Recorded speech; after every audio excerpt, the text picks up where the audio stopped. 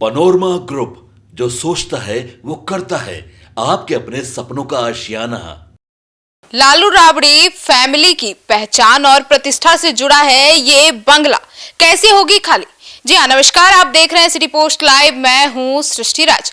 पूर्व मुख्यमंत्री राबड़ी देवी को 10 सर्कुलर रोड का बंगला खाली करने का नोटिस मिल गया है और अब विधान परिषद में नेता प्रतिपक्ष की हैसियत से उन्हें एक नए बंगले यानी 39 हार्डिंग रोड में शिफ्ट होने का निर्देश दिया गया है। लेकिन राबड़ी देवी अपना यह बंगला खाली करने को तैयार नहीं है।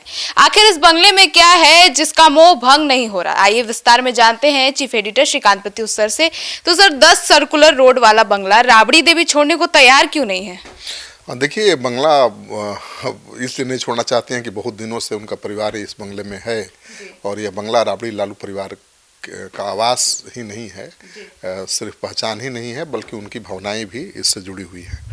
यह आवास राजनीतिक गतिविधियों का केंद्र रहा है और परिवार को डर है कि भविष्य में कोई विवाद उनकी प्रतिष्ठा को नुकसान पहुंचा सकता है।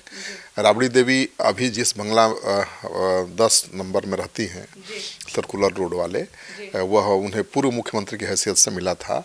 जनवरी 2006 से वह बंगला में हैं, लेकिन हाई कोर्ट के एक निर्देश के बाद 2019 से पूर्व मुख्यमंत्रियों के लिए ऐसी कोई व्यवस्था नहीं है। हालांकि तेजस्वी यादव ही गए थे कोर्ट में बंगले की लड़ाई को लेकर और ऐसा फैसला आया कोर्ट का कि अब 2019 से पूर्व जो मुख्यमंत्री रहे हैं उनको ये सुविधा नहीं मिलेगी। तो अब उनको ये बंगला जो नया आवंटित हुआ है विधान परिषद के नेता प्रतिपक्ष के चलते आवंटित हुआ है और इस बंगले में रहने के वो अधिकारी नहीं है, ऐसा मानना है सरकार का। तो उनको नया बंगला अलॉट किया गया है जिसमें वो जाने को तैयार नहीं है क्योंकि पहचान और राजनीति का संकट उनको दिख रहा है। सर, तो लालू राबड़ी फैमिली की प्रतिष्ठा से ये बंगला कैसे जुड़ा हुआ है? देखिए, लालू परिवार की प्रतिष्ठा का हवाला देते हुए आरजेडी ने पुराना बंगला खाली नहीं करने के लिए कहा है और मंगनीलाल मंडल जो प्रदेश के अध्यक्ष हैं उन्होंने साफ कर दिया है कि बंगला तो राबड़ी देवी खाली नहीं करेंगी और जो करना है सरकार कर ले, उनका सामान उनका बैगेज फेंकवा दे रोड पर, लेकिन वो खुद खाली नहीं करेंगी। तो पहचान और प्रतिष्ठा के साथ इसका एक बड़ा कारण देर सवेर नए बंगला से वंचित होने की आशंका भी है।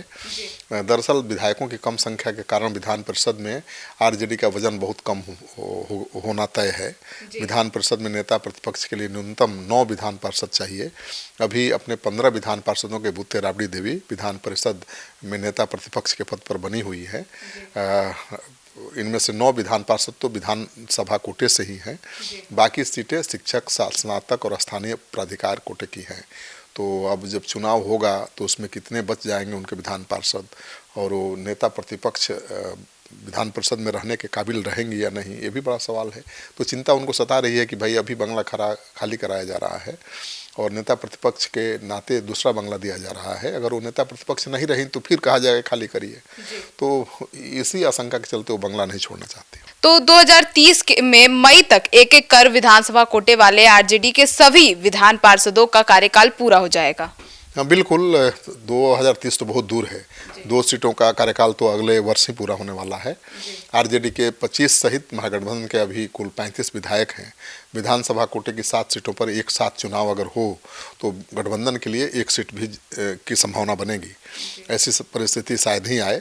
तो अंदरूनी सूत्र बता रहे हैं कि भविष्य की आशंका भांप कर ही पुराना बंगला खाली करने में आरजेडी आनाकानी कर रहा है या राबड़ी देवी छोड़ना नहीं चाहती है।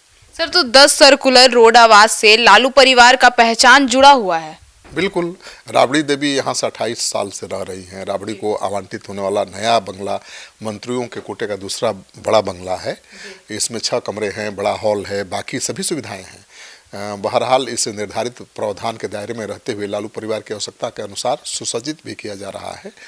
2 मंजिला वाले 10 सर्कुलर रोड में लालू परिवार ने अभी आवश्यकता अनुसार कई निर्माण कराए हैं। उसमें भूतल और प्रथम तल पर 5-5 की संख्या में कुल 10 कमरे हैं।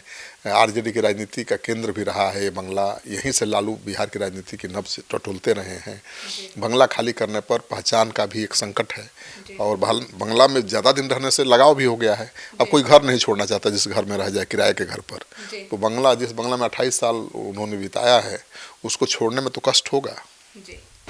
तो सुना आपने हमारे इस डिबेट को, तो अब इस पूरे मामले पर और इस बंगले वाले विवाद को लेकर आप क्या सोचते हैं, अपनी राय कमेंट सेक्शन में जरूर रखिएगा। धन्यवाद।